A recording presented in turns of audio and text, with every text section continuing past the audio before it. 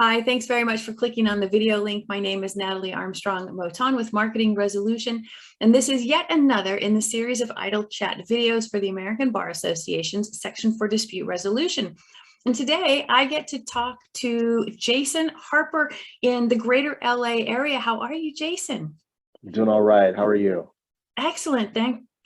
I do from time to time really miss LA. Well, I mean, you're doing all right where you are. So so I think it all evens out in the wash.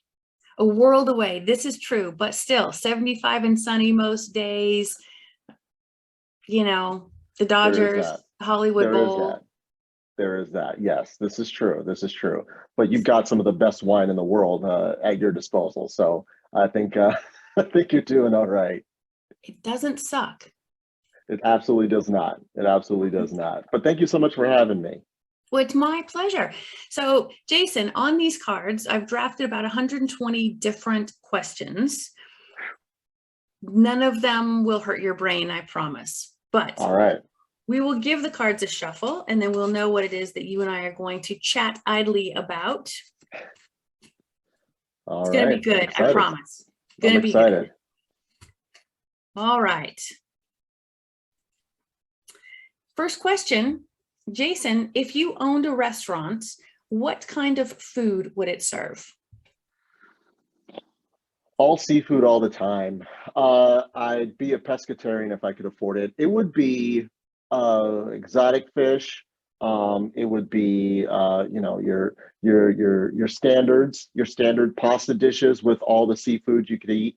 You know, everything except fried fish. That would be the only thing I wouldn't do.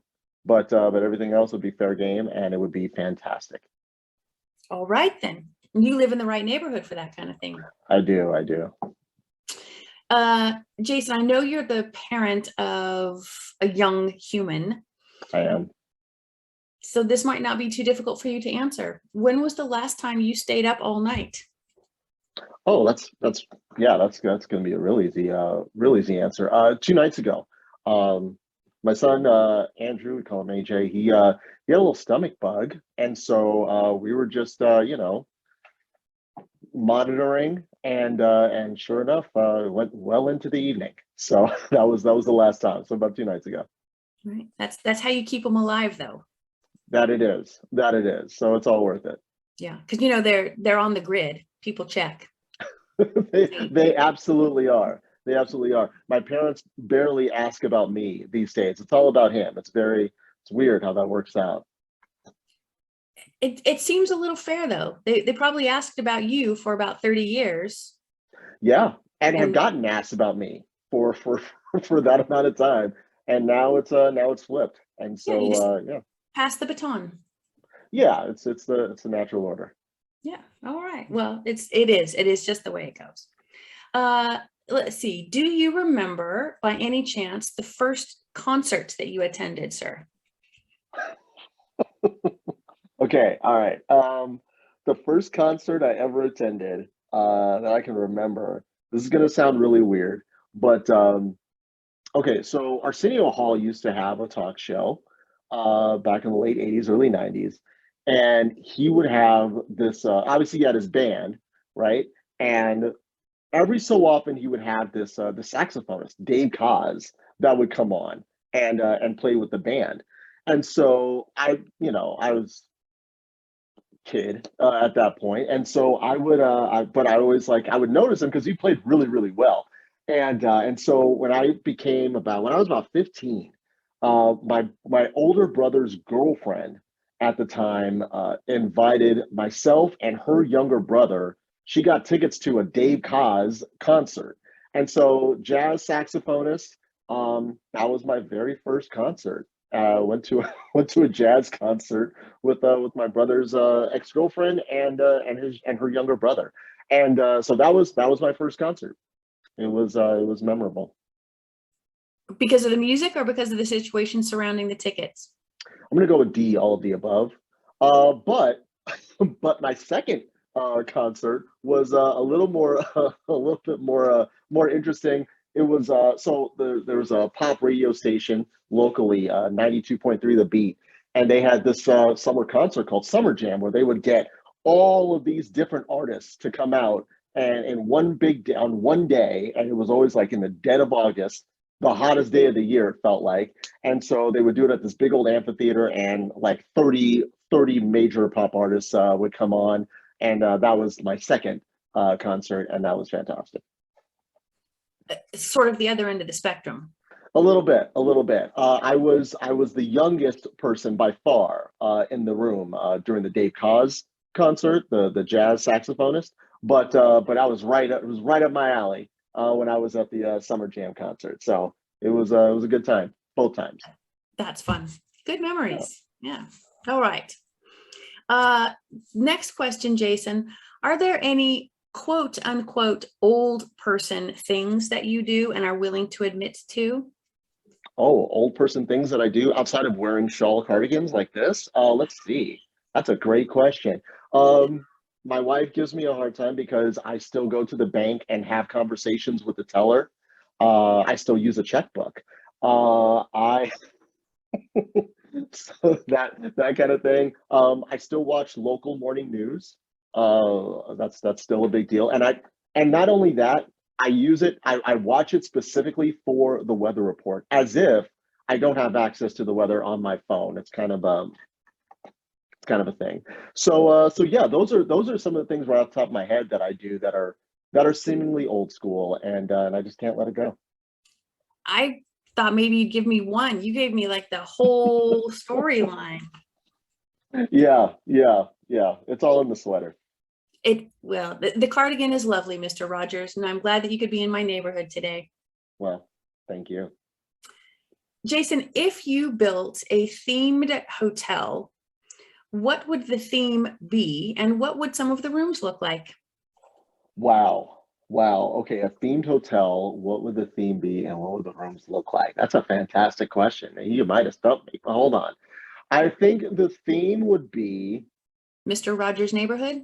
You know what? And it is a lovely day for a neighbor. But I would say that I'm going to go with a Back to the Future themed hotel.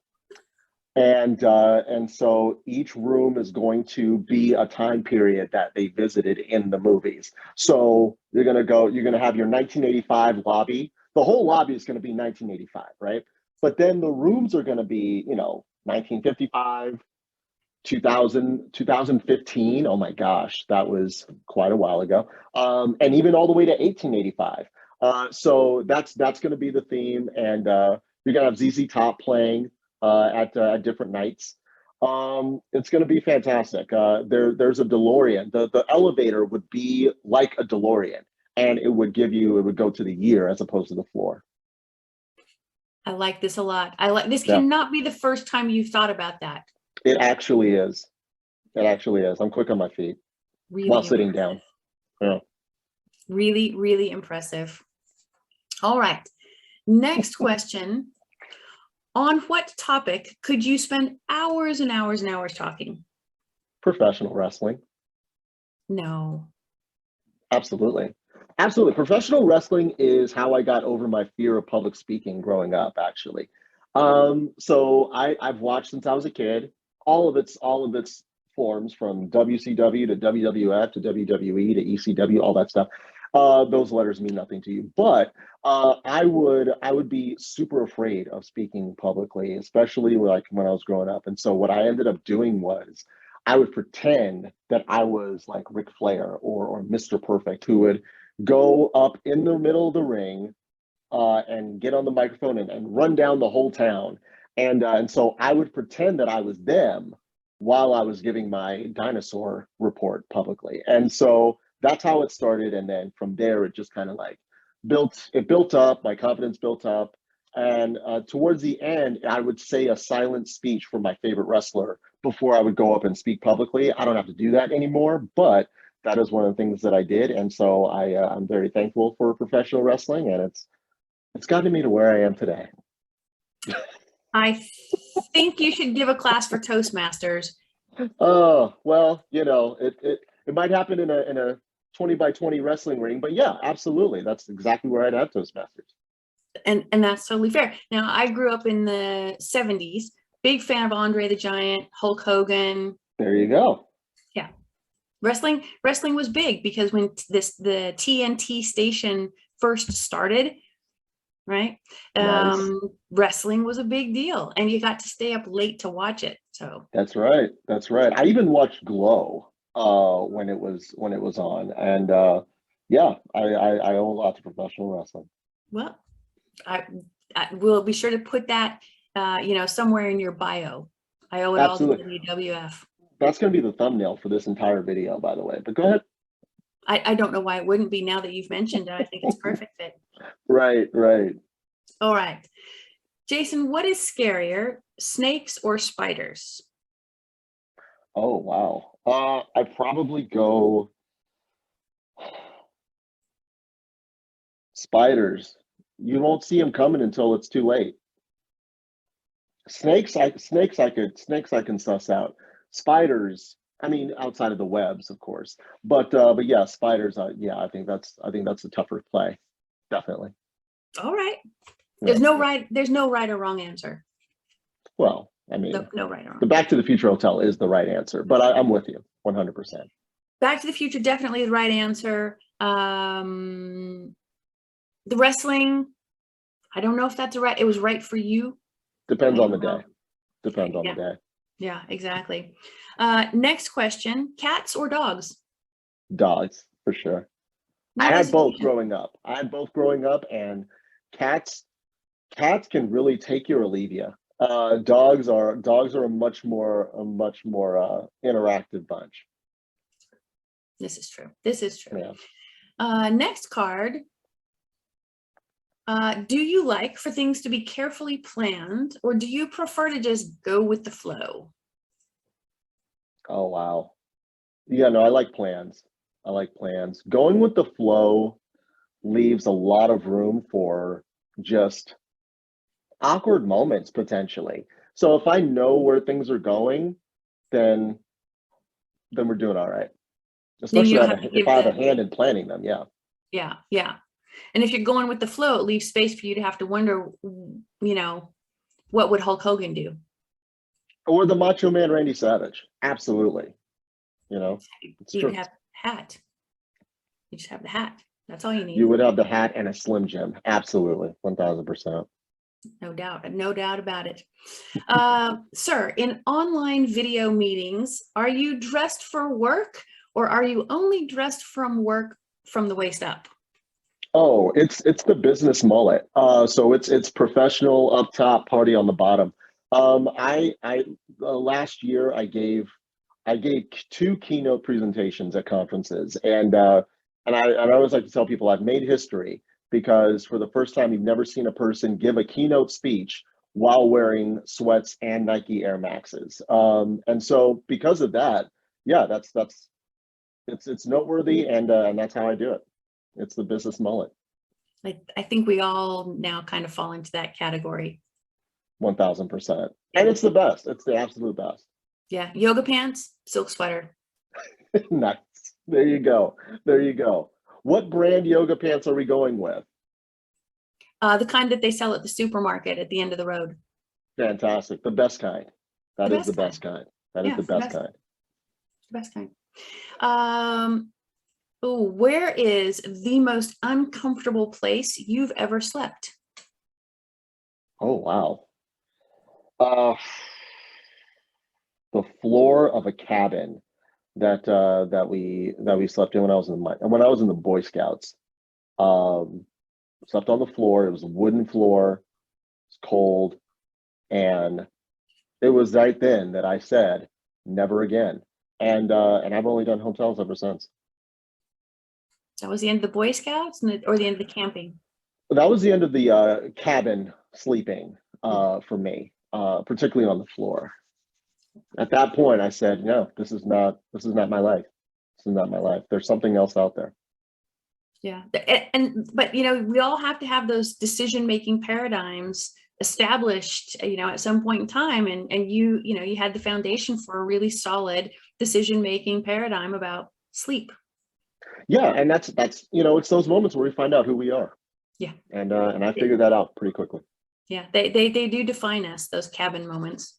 Yes, You definitely. define us. All right. Let's see. Next question. Miracle Whip or mayonnaise? Miracle Whip. Miracle Whip. No real reason. But yeah, name brands only, I guess. I don't know. It's a little spicier. Yeah, absolutely. Like a little spice. And then, Jason, I will ask you the same question I always ask my guests as the last question, and that is, what do you love most about the ADR industry? Oh wow. What I love most about the ADR industry is essentially the fact that, we help people find the answers to their lives, right? People are in conflict, people are in just intense situations with other folks, and for a lot of people, they can't get past it. And so one of the things that we as mediators do is we help create the environment and guide those conversations that allow them to reach that conclusion, or at the very least, put them on that path. And from that standpoint, we're changing lives, and that's pretty awesome to me. It is really awesome to me. And if people are interested in you and the work you do, what's the best way for them to reach out to you? Yeah, so I do employment workplace mediation, but what I do the most is special education. And so the place where people can find me is my website, which is www. That's another old person reference right there, actually listing the World Wide Web. But that's hcrservices.com. That's my website. Feel free to check it out. All right, excellent. Jason, so it was so much fun having an idle chat with you. I really appreciate your time. Thank you so much for having me. This was a lot of fun. This was a lot of fun. Got my mind going. I'm glad you enjoyed it. All right, thanks very much. All right. Have a good one.